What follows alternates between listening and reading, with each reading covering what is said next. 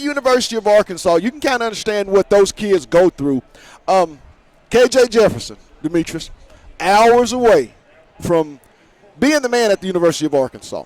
It's his show. I know a lot of people want to talk about the second-team quarterback, Malik Hornsby, but me, it's K.J. Jefferson, more K.J. Jefferson today. I mean, if there's any type of struggle today with K.J. in the early going, would you leave him, or is that something, Malik could come in and help, or is it just stick with your guy? I don't think KJ is really going to struggle. I think what they're going to do is really try to get the ground game going. I think they're going to try to establish the run game, get those big linemen on those guys, make those guys tired, and when the second and third quarters come, they're going to start dumping it deep. But until then, I think they're really going to utilize Traylon Smith, see what our guy Rocket Sanders can really come out and do. I think they're going to try to see what he can do on the ground, and then I think they're going to try to establish that play action and get those tight ends involved. So I don't think all the pressure is on KJ Jefferson. I think a lot of people are trying to make it all about him, but I think he knows he has a supporting cast around him and guys that he really can utilize to make his job easier. Another thing I think is going to be real imperative, Demetrius, is that Arkansas, I feel like, under Sam Pittman, we all know Sam to be the big offensive lineman, stud recruiter. I mean, he's bringing those type of guys back into this program. Over the last couple of years, you and I have covered this program. The bodies, how these linemen physically have changed. I mean, do you think Arkansas is going to come out, try to put the ball on the line of scrimmage from the onset and play a little bit of bully ball? Because we know that's what Rice is going to do. Will Arkansas try to reciprocate that same method at points and junctures in this ball game? Absolutely. I think when you look at Sam Pittman's pedigree as far as being a offensive line guru, it's expected. You have to have those guys that can really get down in the trenches and make stuff work. That was what really got his name assorted when he got the job for Georgia. It was really him developing linemen and being able to produce guys that really go to the NFL. And I think you're going to see him do the same thing here at Arkansas. You got guys that are really coming in that, like you said, you see the body development, and it's not just him. It's kudos to the strength and conditioning coach as well. He has a big part of that, but I think really Sam Pittman just understands what a SEC lineman should look like, what he should do, the tendencies, how his body should be, and he's developing that here at Arkansas this year. I want to caution the fans here at Arkansas not to come in and expect a 20, 30-point blowout. I just don't see that happening, but I do see a more detailed football team, a more physical football team, a team that plays with a lot of explosiveness on offense. I see those type of things. And I think that, you're not going to see all of the Kendall Browse package, or will you see on the defensive side the Barry Odom package as that game looms next week with Texas. So, I caution the fans to come and just try to watch improvements from players maybe that you didn't get a chance to see last year. I know guys are expecting a blowout, but I think they do have the potential to go in here and dominate this game. I think when you look at the third and fourth quarter and you look at the type of athletes that Arkansas should have, I think they should out-athlete these guys come the fourth quarter. I do expect it to be a hard-nosed fight. When you talk about the first and second quarter, I think these guys are amped. You're talking about a year since you had the environment. You're talking about you have the crowd behind them. And I think this year you're really going to see where people talk about home field advantage. That's something that we really haven't talked about in a while. But I think with these rabid Razorback fans out here, I think they're going to be excited to really be out here, excited about the atmosphere, excited to be in the pen, and excited to really just be out and about. And I think it's really going to play a toll, again, come third and fourth quarter when guys are tired and they have to lean on that offensive line. Again, their defensive line, I think Arkansas is going to prevail.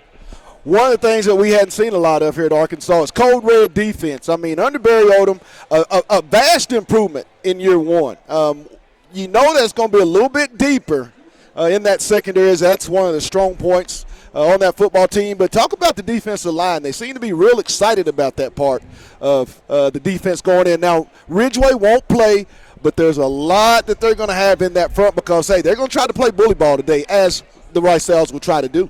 Absolutely. You talk about a guy like Eric Gregory. That's the guy you said is going to be filling in. And that defensive line is really been talked about heavily amongst the coaches. They say that's one of the strong spots when you talk about depth and having guys the ability to interchange. And then you talk about guys like Mateo Soli that you hadn't seen play a full year with both hands. So he's going to be a guy that has both his hands, both his legs, and I'm expecting him to have a tremendous season. Then you talk about guys like Dory and Gerald, fifth-year veteran guys you expect to come out and be a leader and be some type of contribution. And I just think that's where your bodies are. I think when you talk about where you should see a big difference in the game is on the defensive line. You know, you're going to find cornerbacks 5'11", 6 foot, 6'2", but it's that defensive line and offensive line that really separates the SEC from any other conference. And I think you're going to see it. Those guys should and will dominate come third and fourth quarter. Well, we're going to take a quick break. Hey, we're at the Black Alumni Association tailgate party. Come down, fellowship. Get ready for Hog football. We're in Fayetteville. You're listening to On the Hill. We'll be back. I still think we're a little beat up right now. There is new solar plus battery backup technology available that was just released on the market. After billions of dollars of research and development by the world's top engineers, with this new technology, you can not only power your home for weeks on end, but you can store that energy in a backup battery system so you're 100% covered in case of a blackout. This new technology is so powerful that you may be able to save thousands of dollars on your electric bills and maybe even sell all that excess electricity back to your power provider. When you get this new solar plus battery backup system, you may never owe money to your electric company ever again. The best part is that this new solar plus battery backup technology is subsidized by the government, making it insanely cheap and 100% affordable to average Americans. So you can get this brand new, super powerful solar panels plus battery backup system, the result of billions of dollars of research and development, for little to no cost out of pocket, potentially saving you thousands of dollars on your electric bills and the possibility of selling your excess power back to your power provider, saving you even more money each month. Just click the button right now and take our 60-second survey to see if you qualify to get your own next generation solar panels plus battery backup system for no cost out of pocket today. Thank you.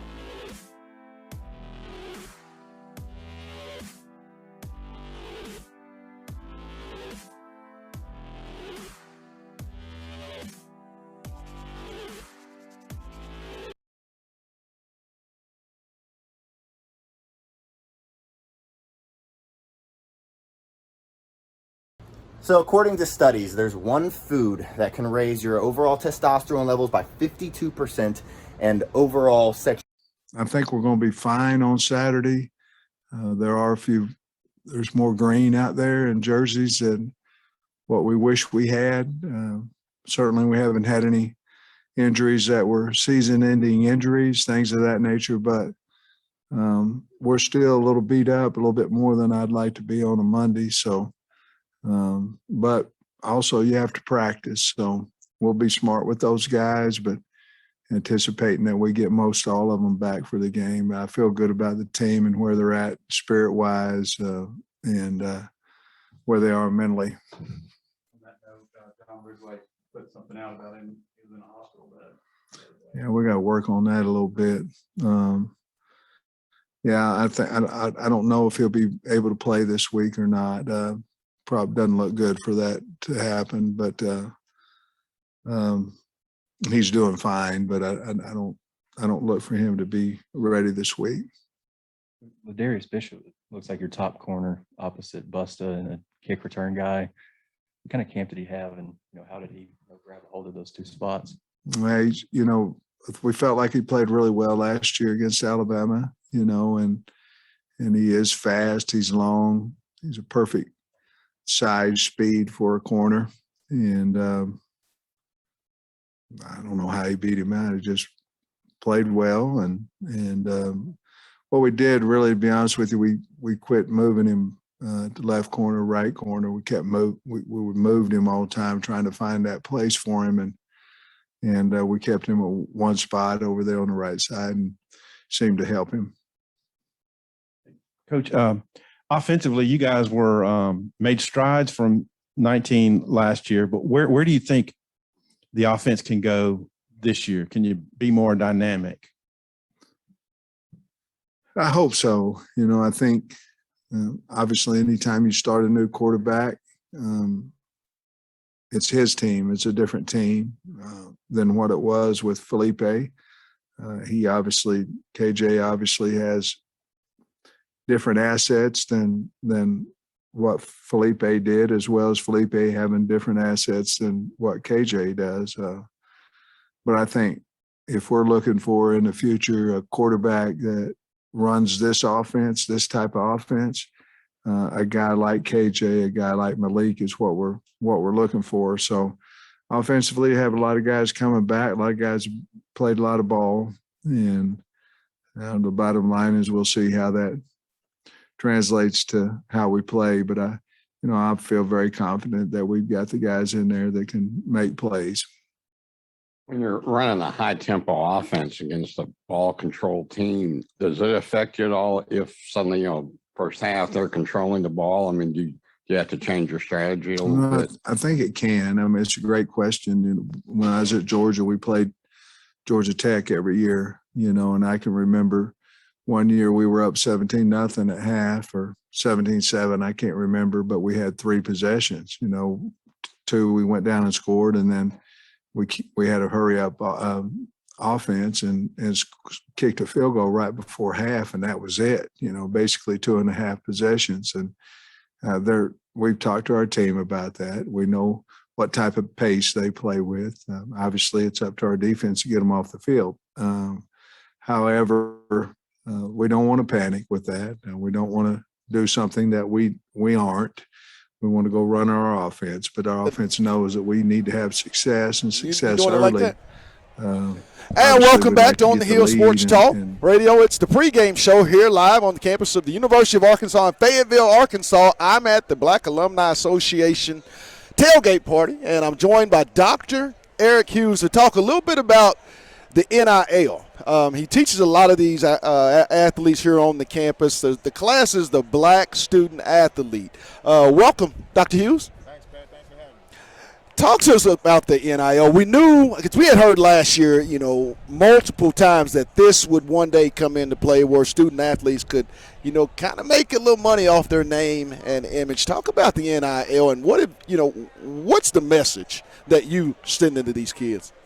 Yeah, the NIL is changing college sports. It's actually creating pathways to start to even the playing field for college athletics, which we know has been kind of unbalanced this entire time. Right. And so this class that I teach on the U of A campus, the Black Student Athlete, it's a composition of a lot of different students from around the campus and a lot of different athletes from different sports.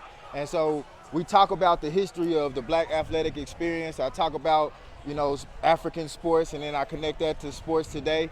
And then the second half of the class, we got a chance to meet with a lot of leading business and entrepreneurial individuals to come and share some knowledge and insights with these athletes about name, image, and likeness and branding. Because the thing that's changing in college sports now is that student athletes are basically entrepreneurs. Right, they exactly. have an opportunity to sell their name, sell their image, and sell their likeness. And so just like any other entrepreneur, you got to know as much as you can to make informed decisions about how to run your business and how to move forward. Dr. Hughes, the question that I have is you had a young brother that played here at the University of Arkansas. A lot of fans may not know. Kevin Richardson is your brother. If you go back then when Kevin played to now, what differences have you learned to bring us to this point?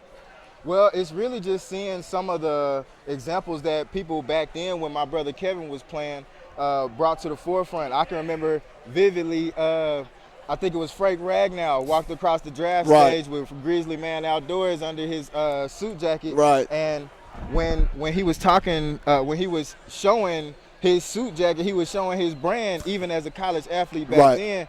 And so now student athletes don't have to wait until draft day to start doing that. They can take advantage of it now. If you look at the athletes at the University of Alabama, Coach Saban talks that they make millions of dollars in endorsements.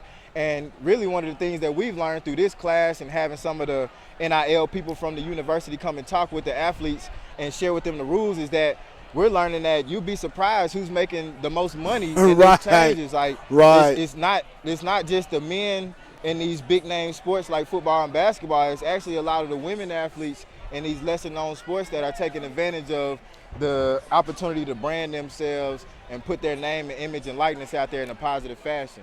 I want to talk about the minority increase here at the University of Arkansas. Back when I was in high school, I won't tell my age because I don't want to date myself, but, the enrollment was 17,000. It's continued to grow here, but what's been really impressive to me is the minority enrollment. Talk about just that improvement and the strides that this university is making from where you sit. Well, it's a change in campus, no doubt. I mean, the campus itself, you know, we got to be real about the U of A. The U of A is in a conservative space in a conservative state, and so it's had a conservative background and conservative legacy. Right. But now some of those times are changing. Even if you just look at the fact that we have an interim chancellor, Dr. Charles Robinson, who is an African American. Right. The leader of the Black Alumni Society has done a lot of work to create space to start to recognize some of our legends from the campus. Dr. Sinitra Hughes worked with the Black Alumni Society to rename Nolan Richardson Avenue to honor some of these legends. So it's really about the people around the campus are making space for some of these changes to take place, for some of this diversity to increase. Now, I want you to talk about the Black Alumni Association. So, you know, those that would, you know, are interested and thinking about coming in, I mean, explain, you know, what's the message from the Black Alumni Association? Really that you're welcome back to campus. You know, we have to be real about what the Black experience is on the University of Arkansas campus, but a part of that is coming together and claiming our space here because we have a legacy here. We've won championships here. We are a part of the legacy just like every other demographic on this campus. And so the Black Alumni Society welcomes all Black graduates and friends of the university back to the campus so we can start to create more space for the next generation. Now let's be an analyst. I'm going to take you to the booth, Dr. Hughes. I do tonight's ball game, and when you look at this program, you know, because it was kind of up and down when your brother was here, but understand, Pittman, what are some of the differences and things? I mean, what's your assessment of where Arkansas football is going? I like Coach Pittman. I think Coach Pittman understands Arkansas football. He understands the Arkansas fan base. And more importantly, he understands what it takes to be successful in the Southeastern Conference. He has a lot of experience both here at the university but in the conference as well. Right. And so he has the recruiting networks to start to get the type of athletes we need to compete at the highest levels. And Arkansas is a sleeper. Arkansas doesn't get the respect that we deserve because we hadn't put a quality product out on the field. I think Coach Pittman is really getting those boys ready to start to change that narrative about Arkansas football. Now give me a score. Give me offensive and defensive player of the game. We like to do this on our show, so we got to add you to it, my man. Man, offensive player of the game, I'm going to go with my guy Tykeus Crawford. Defensive player of the game. I don't know. Defensive player of the game. That's a tough one. I'm going to see. I'm going to hold off on that one. All right. Score, I'm going to say Arkansas 35, Rice 14. All right. Well, that's Dr. Eric Hughes. We're going to have Dr. Hughes on a lot. You know, we want to continue to educate the state about the Black Alumni Association. Not a lot of people get a chance to, you know, be informed by, you know, this side of the alumni on campus, and I feel like that's really important. As long as I'm on this show, we're going to be here. But we're going to take a real quick break, and then we got more Razorbacks and Rice. It's game day. We'll be back. You know, so Appreciate you, man. I have really good confidence that we can do whatever Barry's game plan is there. I don't think we're going to end up not doing anything that we had planned for this game because Ridgeway may not be able to go. Watch any football this weekend, week 0? I did. I watched a couple of games. There's always so much of the game is about not making mistakes, making your opponent pay for theirs. And there's some, I don't know if you watched the Illinois game, but fielding the punt at the 2-yard line, that hit on the quarterback and also the taunting penalty was probably a game-changing moment. Do you use any of that stuff, the week 0 games and stuff, to show your team like, hey, you know, see what these guys did and stuff like that? Or do you stress any of that on them? You ought to go into coaching, Trey. The first thing we're going to do today in our team meeting is show all the mistakes that were made this weekend. Certainly, I'm sure that Nebraska and whomever, you know, they felt like they were ready as well, you know, and it just happened to them. But the more we can show them, the better off I think we'll be. And that's part of my team meeting today. Hey, Sam, I think Arkansas was an underdog in every game last year, and I know you guys don't worry about it. I know we were, yes. Yeah. And you know, team really played with a chip on their shoulder, and obviously maybe it didn't surprise yourselves, but surprised a lot of other folks. But in this game, Arkansas is like a 19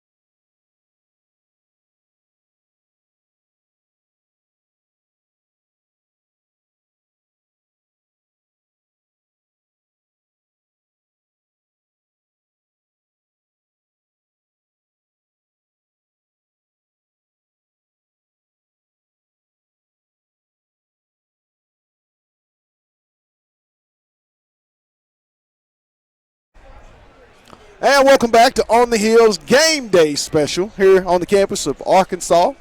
And I'm joined now by Miss Angela Montz, the Associate Vice Chancellor here at the Alumni House. Welcome to the show, Miss Montz. Thank you. Thank you very much.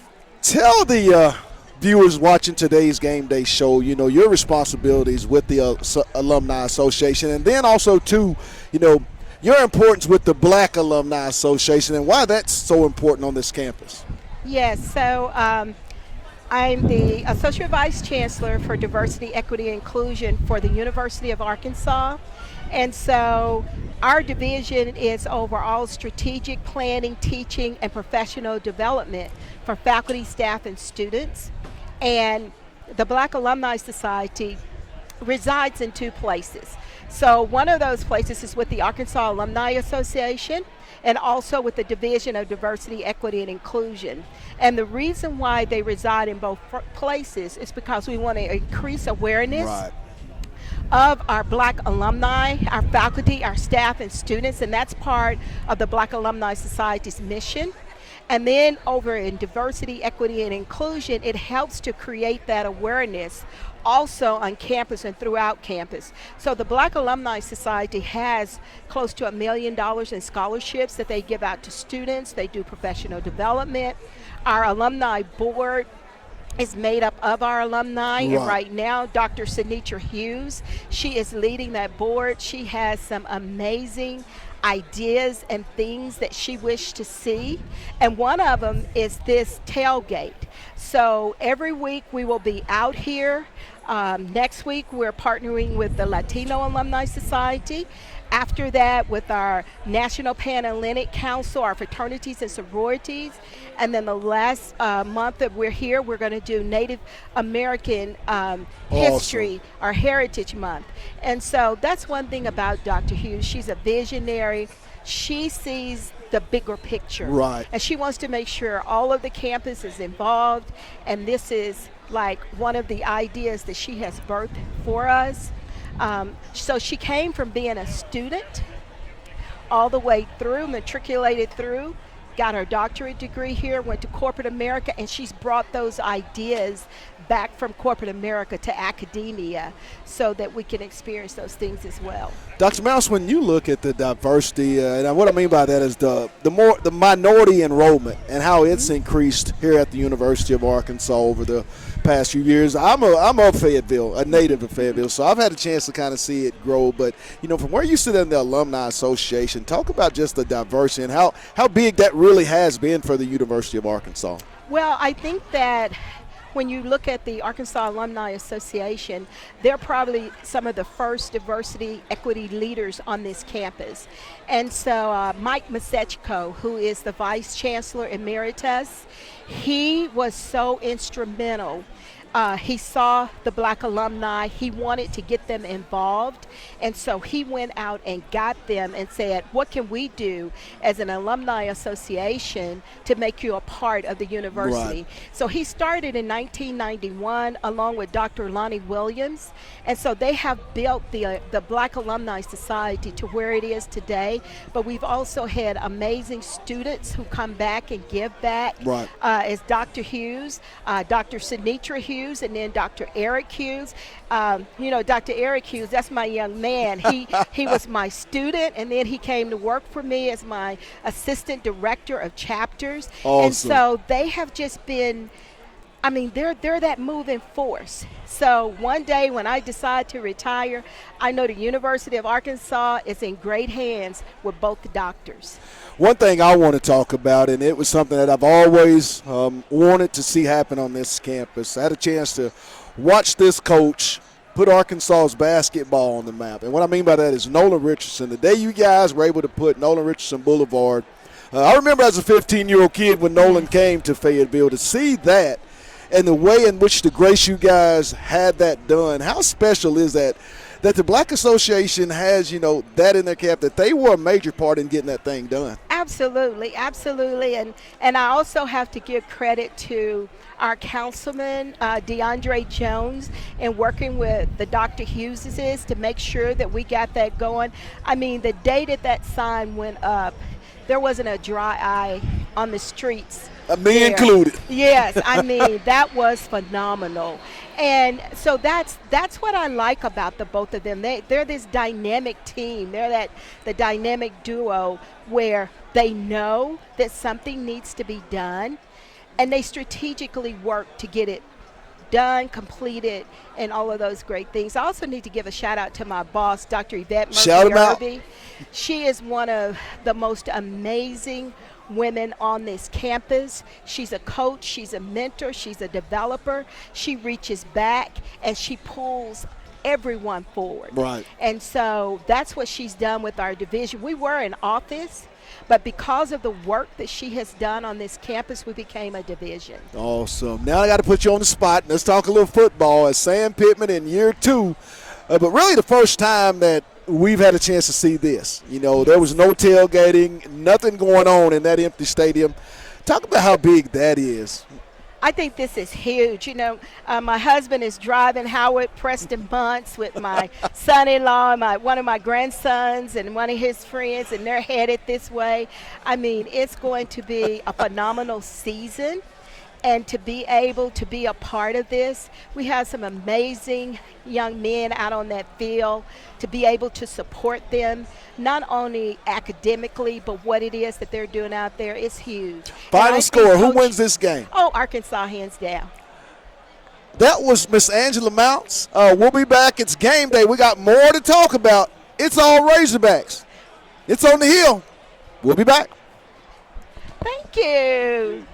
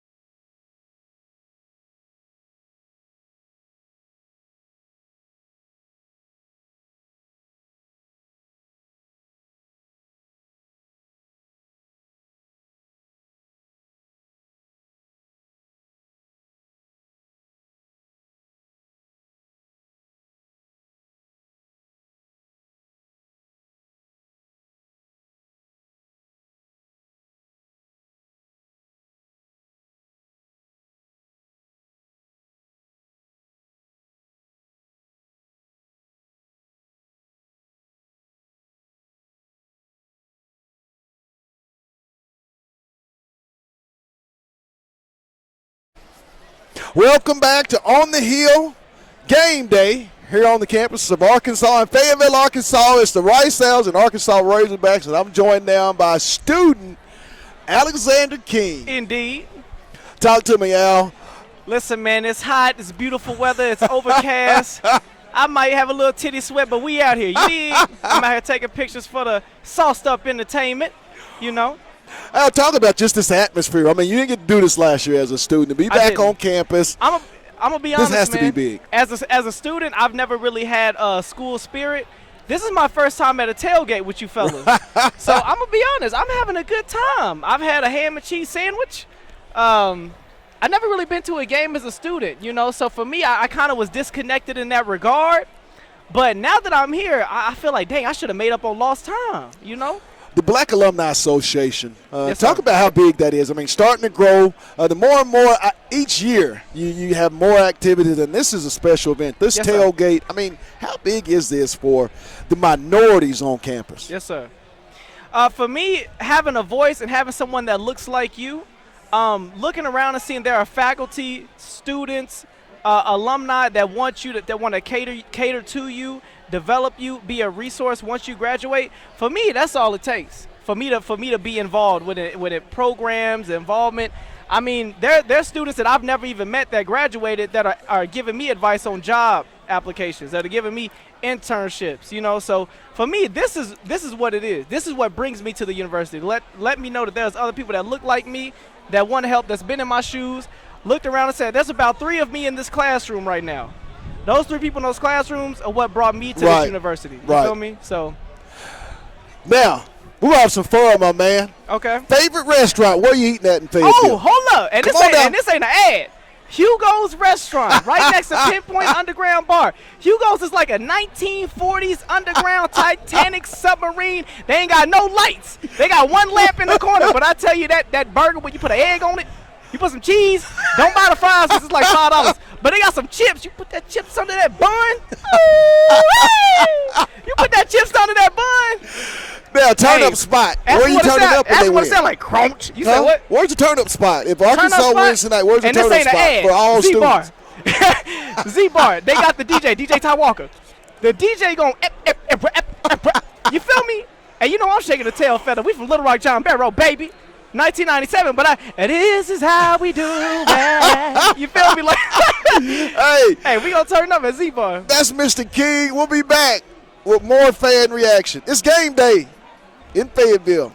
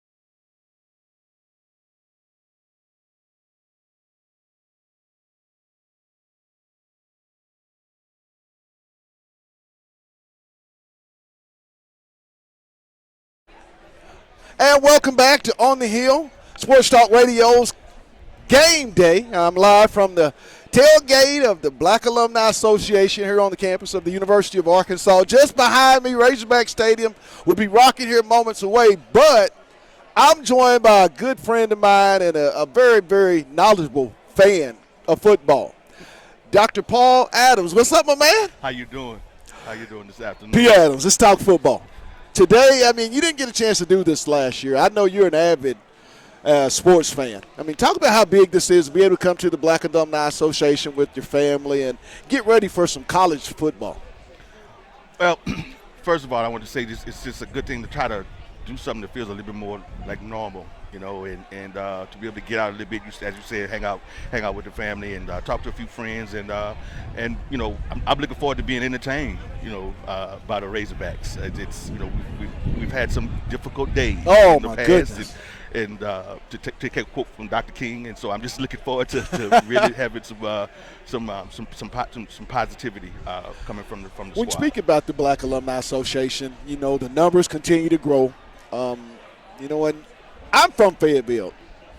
Years back when I was coming up, this didn't happen where you had the tailgate and there was so much excitement and the Black alumni being recognized. It's really important to me. Talk about how special that is and what's your mission for the continued growth of the Black Alumni Association? I actually think it's a critical thing as it relates to you know, just another resource that it mimics our society and our community. I can remember when I was appointed assistant professor here back in 2007, I did not see really anybody who looked like me in my particular discipline. And so having resources and outlets such as the Black Alumni Society, as they will continue to grow and develop, actually help me and my family kind of feel more at ease within the community. You're a Louisiana native, and you can't. That's not hold against him, but he's an SEC fan. But for those Tigers down in the Bayou, so I won't hold that against you, Pete. Talk about SEC football. I mean, today it's Rice and the Razorbacks. I mean, SEC to me is the elite of the elite. But what makes it so much more special than all the other conferences? Because you grew up, like I said, in Louisiana. You've had a chance to see it up close and personal. Yeah, let me say it. You brought it up. I did matriculate my undergraduate studies at LSU, and they are responsible for me being here today in my time at LSU. But I affectionately tell everybody, there may be a Tiger in my heart. I mean, maybe a Tiger, in my heart, but there's also a Razorback. And so I just, and not to mention, there's a Razorback on my check every month too. So, with that being said, I think that the SEC football is just a culture of just excellence. I think the phrase says that it just means more. And I think that not only does that translate from a football perspective or even from an athletic standpoint, I think just from an overall just wanting to develop and put forth just the most excellent product that you can for your community. And I think that could be said throughout the Southeastern Conference. Paul, I want to tell you about something that I really, really feel special about, and that's that little street sign down the road, Nolan Richardson Boulevard. I mean, you and I grew up watching his basketball teams play the game and play it at a high level. To be able to go by there, coming to work, however way you come in, and see that street named after him, because, I mean, that's something that people in this state and on this campus and minorities, have wanted for so long, to see that finally get done and know that the Black Alumni had a major hand in getting that done. How special is that to you as a black man? It's inspirational. There are people like Nolan Richardson who their work, the body of work, is inclusive of, again, excellence. And I think that's something that we can all should and continue to aspire to, right. to have for our own careers, because I really adhere to the mantra called building bridges.